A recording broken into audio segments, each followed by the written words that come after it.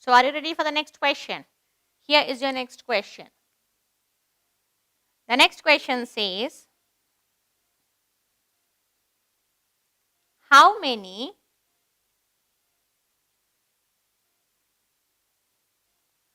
25 paise coin will you get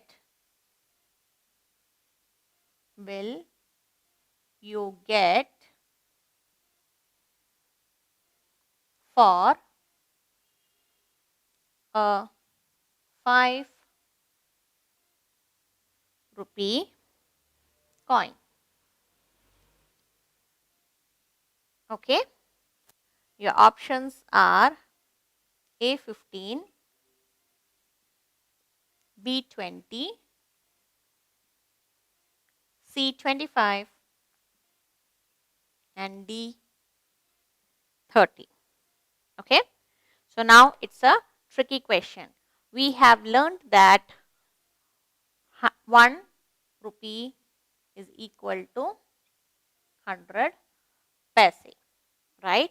So now we need to find out that how many 25 paise will we be getting for a 5 rupee coin, right? So 25 paise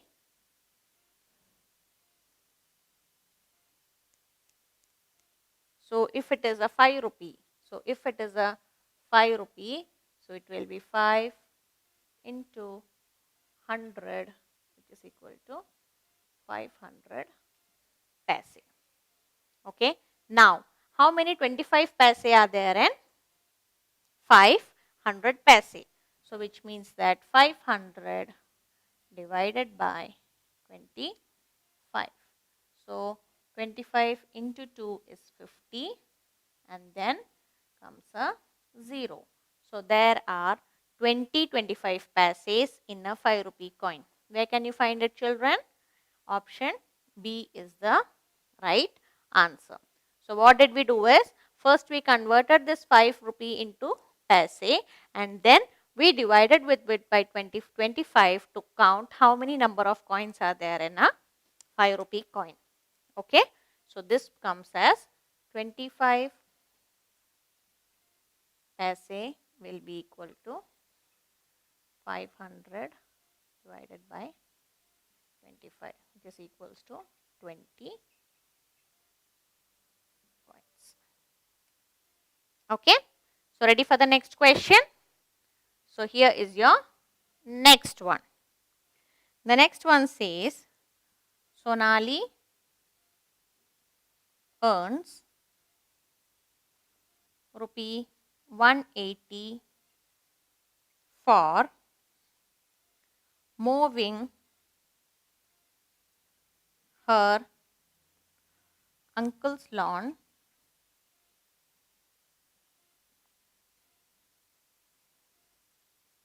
all summer. If her uncle paid her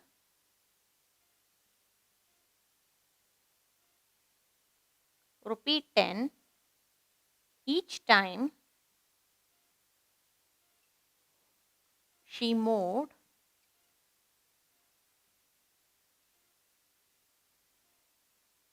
how many times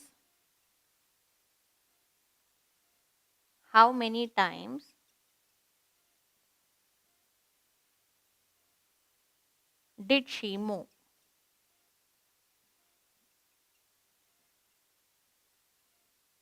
Okay. Your options are 18, option B 24, option C 60,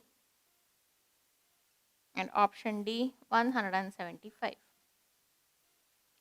So the question is easy, right? Sonali earns 180 rupees for moving her uncle's lawn all summer. So for clearing the lawn, for clearing all the grasses, Sonali gets 180 rupee from her uncle. And her uncle paid her 10 rupee each time she moved. Okay. So this amount was not given to her in one slot. Each and every time she'll come and she'll clean the garden, her uncle will pay her 10 rupees. So now we need to find out how many times has she cleaned the garden, has she mowed the garden. So what are we going to do, children? So it's a simple division, right? So 180 divided by 10. So 1 time and then 10 into 8 is 18. So which means that she would have mowed 18 times in order to get the amount of 180. Where is 18 here? Yes.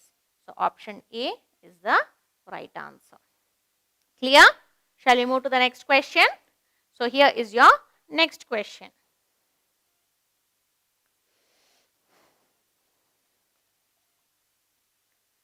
Amita wants to buy few things below. Okay. So eraser costs rupee 1.50. Pencil cost rupee 3. Sharpener cost rupee 2.50. Pin cost rupee 0.50 and ruler cost rupee 2. Okay. If she has rupee 5, which of these can she buy? Okay. So it is a tricky question. You don't have any options here. So Amita wants to buy few things. So the cost is given for each and everything. Now this girl is having only 5 rupees with her. So which of these things can she buy? So what we have to do is we need to calculate that which items will come under 5 rupees. So let's take if she is buying the eraser and a pencil. Okay. So cost of the eraser, if we take the first one, eraser plus pencil. Okay. So eraser works out to rupee 1.50 plus pencil works out to rupees 3. Yes. So it will be 4.50. So she has still 50 paise left with her. Is there anything which she can buy in 50 paise? Yes, she can also buy a pin here. So she can, if she adds this 0.5, so in 5 rupees she can buy 3 items. That is eraser, pencil and a pen. Okay. So now if we try to buy pencil and sharpener, is it possible? Pencil costs 3 rupees, sharpener costs 2.5.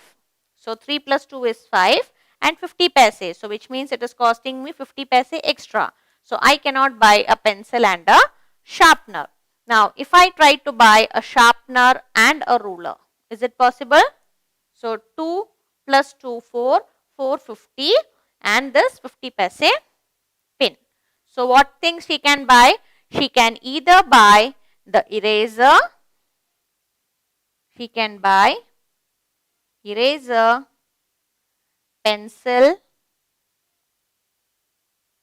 and pin, or what else can she buy, children? She can buy a sharpener, ruler and pin. Okay. So she can buy either this or this in this 5 rupee combo. Clear? Shall we move to the next question?